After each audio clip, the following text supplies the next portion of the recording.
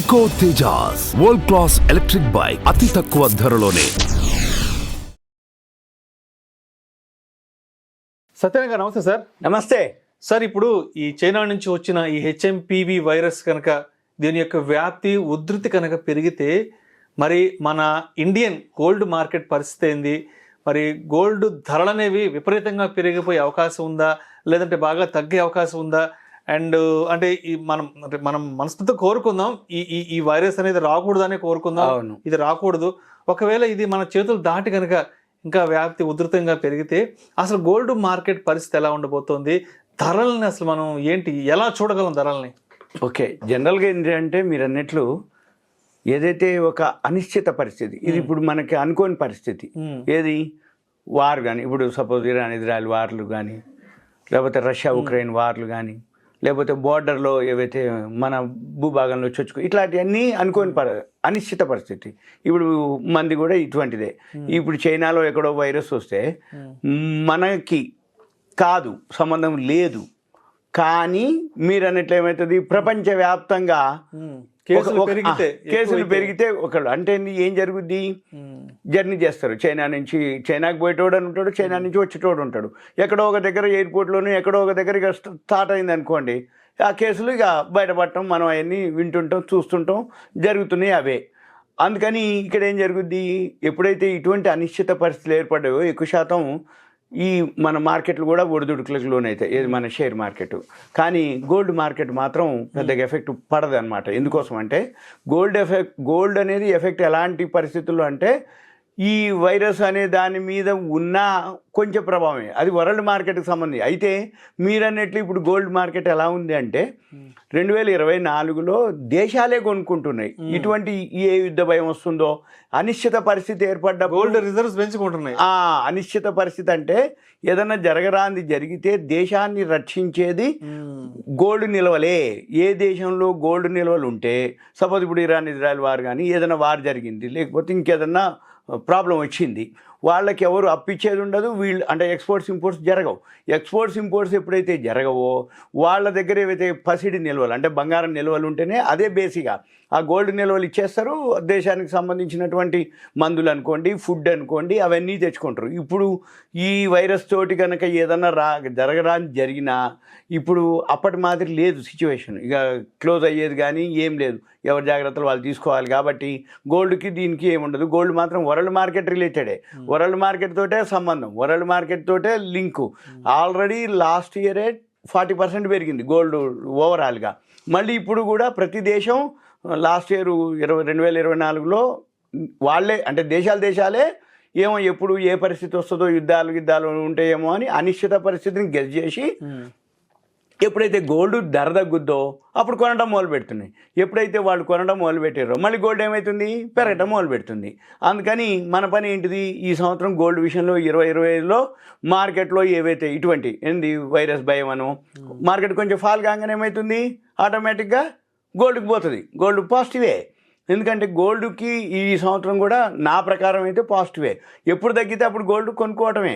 ఎందుకోసం, దేశాలే గోల్డ్ కొంటున్నాయి ఒకటి. రెండోది వాళ్ళే నిల్వలు పెంచుకుంటారు ఒకటి. ఇంకోటి ఏంటిది, ఇప్పుడు ఎవరైతే ఫైనాన్షియల్గా అంటే పిల్లలందరూ కూడా ఎడ్యుకేషన్ అయిపోయి క్యాంపస్ సెలక్షన్లో జాబులు మంచి ప్యాకేజీలతో వచ్చేసినాయి. ఆడపిల్ల అనుకోండి, మగపిల్ల అనుకోండి, వాళ్ళ మ్యారేజ్ కావాలి. మ్యారేజ్ కంటే ఏం చేయాలి, గోల్డే. అందుకని ఏమవుతుంది, రాబోయే రోజుల్లో గోల్డ్ అయితే తగ్గినప్పుడల్లా కొనుక్కోమని నా నుంచి సలహా. అయితే ఇప్పుడు ఎన్ని కొన్నారు అంటే మన దేశమే 53 టన్నులు అనమాట. అంటే ప్రపంచంలో మొత్తం లాస్ట్ ఇయర్ 2024లో అయితే మనం కూడా ఎన్ని కొన్నాము అంటే రిజర్వ్ బ్యాంక్ ఆఫ్ ఇండియా మన దేశం 8 టన్నుల బంగారం అంటే 53 టన్నులు కొంటే అందులో 8 టన్నులు మనమే కొన్నాం అని మనంగా చెప్పడం ప్రపంచ స్వర్ణ మండలి WGC వాళ్ళు అనౌన్స్ చేయడం జరిగింది. వరల్డ్ గోల్డ్ కౌన్సిల్ వాళ్ళే అనౌన్స్ చేయడం జరిగింది. అయితే 2024లో దేశాలే గోల్డ్ కొన్నాయి. కాబట్టి ఈ అనిశ్చిత స్థిర ఏదైతే అంటే భద్రత అనేది ఉండదు అనేది ఒక భావన అనమాట. ఏదైనా జరిగినప్పుడు ఎకానమీ మీద బాగా ఎఫెక్ట్ పడుతుంది.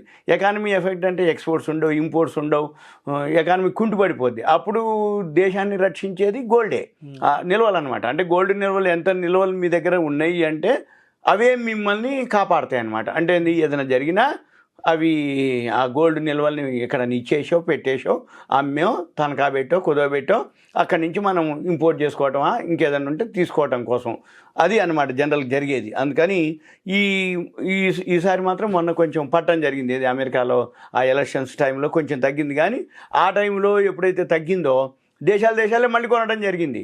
దేశాలు అన్నీ రెడీగా ఉన్నాయి. ఇప్పుడు మన ఆర్బీఐ ఉంది, వాళ్ళు డైలీ మానిటర్ చేస్తారు. ఏం చేస్తారు, గోల్డ్ ఫాల్ అవుతుందా, అదే పెరుగుతుందా తగ్గుతుందా, పడింది అనగానే వీళ్ళే ఎంటర్ అయిపోతారు. మనం ఏమనుకుంటాం తెలుసా, మామూలు ఇన్వెస్టరు అబ్బా గోల్డ్ తగ్గిందిలే ఇంకా తగ్గుద్దిలే ఇంకా తగ్గుద్ది నాకు కొనుక్కున్నాలే అనుకుంటాడు. ఈ లోపల ఒక్కసారే పెరుగుతుంది. పెరగంగానే అనిపిస్తుంది కదా, అరే అనవసరంగా మిస్ అయిపోయినవే, ఆ తక్కువలో కొనుక్కున్నా పోయేదే అనుకొని ఆయన ఏం చేస్తాడు, మళ్ళీ పెరుగుతుంటే మళ్ళీ తగ్గినప్పుడు కొందాలనే అంటాడు. తగ్గినప్పుడు కొండు, పెరిగినప్పుడు కొండు, అవసరమైనప్పుడే కొంటాడు. ఎందుకు, పెరిగినప్పుడు పెరిగింది కదా అనుకుంటాడు, తగ్గినప్పుడు ఇంకా తగ్గుద్ది కదా అనుకుంటాడు. తగ్గినప్పుడు కొండు, పెరిగినప్పుడు కొండు, అవసరమైనప్పుడు ఇక పెరిగినా తగ్గినా చూసేది లేదు, కొనాల్సిందే.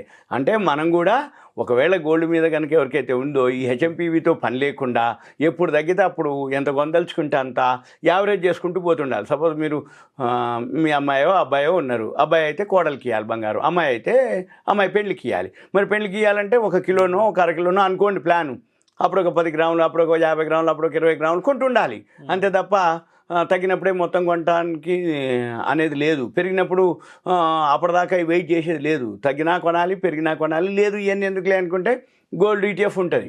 గోల్డ్ ఈటీఎఫ్ అయితే సేఫ్. ఎందుకు, తగ్గినప్పుడల్లా గోల్డ్ ఈటీఎఫ్ కొనుక్కుంటుండాలి, పెరిగినా కొంటుండాలి. అంటే మంత్లీనో ఒక పెట్టుకోవాలి టైము, పెట్టుకొని గోల్డ్ ఈటీఎఫ్ అయితే సేఫ్. ఎందుకు, యావరేజ్ అవుతుంది. సపోజ్ ఇప్పుడు పెరిగిన తర్వాత మనం కొన్నావా, మన దగ్గర ఉన్నటువంటి ఈటీఎఫ్లకి పెరిగిద్ది వాల్యూ. సపోజ్ తగ్గినప్పుడు కొన్నావా, కొనుక్కునే తక్కువలో దొరుకుతుంది. రెండే పద్ధతులు, గోల్డ్ నీకు కావాలి మనం కొనుక్కొని ఉంచుకునేదే. పెరిగింది మన దగ్గర ఉన్న ఈటీఎఫ్ లాభం, తగ్గింది కొనుక్కునే తక్కువలో దొరుకుతుంది, మళ్ళీ ఎప్పుడో పెరుగుతుంది. ఇది మనం అట్లా చూడాలి. అయితే నవంబర్లో ఏదైతే లాస్ట్ మంత్ కూడా ఆర్బీఐ గోల్డ్ 73 టన్నులు మన జమ అయింది. ఇప్పుడు మన దగ్గర మొత్తం కలిపితే ఓవరాల్గా మన ఇండియాలో ఎన్ని ఉన్నాయా, 876 టన్నులు ఉన్నాయి. అయితే ఇదంతా కూడా నేషనల్ బ్యాంక్ ఆఫ్, ఇంకొకటి ఏంటిదంటే నేషనల్ బ్యాంక్ ఆఫ్ పోలాండ్ ఉంది, వాళ్ళు 21 టన్నులు కొన్నారు లాస్ట్ ఇయర్. వాళ్ళతోటి మొత్తం కలిపితే వాళ్ళ నిల్వలు 448 టన్నులు ఉన్నాయి. సింపుల్గా కొన్ని దేశాలు ఉన్నాయి నిల్వలు. సెంట్రల్ బ్యాంక్ ఆఫ్ ఉజ్బెకిస్తాన్ వాళ్ళు లాస్ట్ ఇయర్ జనవరి నుంచి నవంబర్ వరకు 11 టన్నులు కొన్నారు, 382 ఉన్నాయి వాళ్ళ దగ్గర ఓవరాల్గా. నేషనల్ బ్యాంక్ ఆఫ్ కజకస్తాన్ ఉంది, వాళ్ళు అసలు ఏం కొనలేదు లాస్ట్ ఇయర్, కానీ మొత్తం 295 టన్నులు ఉన్నాయి వాళ్ళ దగ్గర, మెట్రిక్ టన్నులు.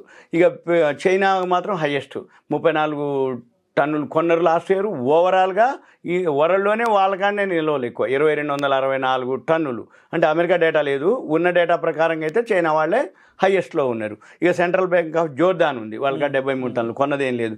సెంట్రల్ బ్యాంక్ ఆఫ్ తుర్కీ వాళ్ళకి కూడా కొన్నది లేదు, ఉన్నది లేదు. మరి డేటా అయితే ఇచ్చారు, ఓకే.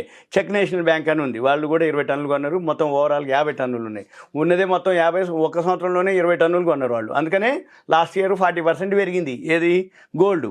ఇంకా బ్యాంక్ ఆఫ్ ఘనా ఉంది, వాళ్ళు కూడా లాస్ట్ ఇయర్ 10 టన్నులు కొన్నారు. ఓవరాల్గా 29, మొత్తం కొన్నదే వాళ్ళ కాడ ఉన్నాయే 29 ఆ దేశంలో, కానీ ఒక్క సంవత్సరంలోనే 10 టన్నులు కొన్నారు వాళ్ళు.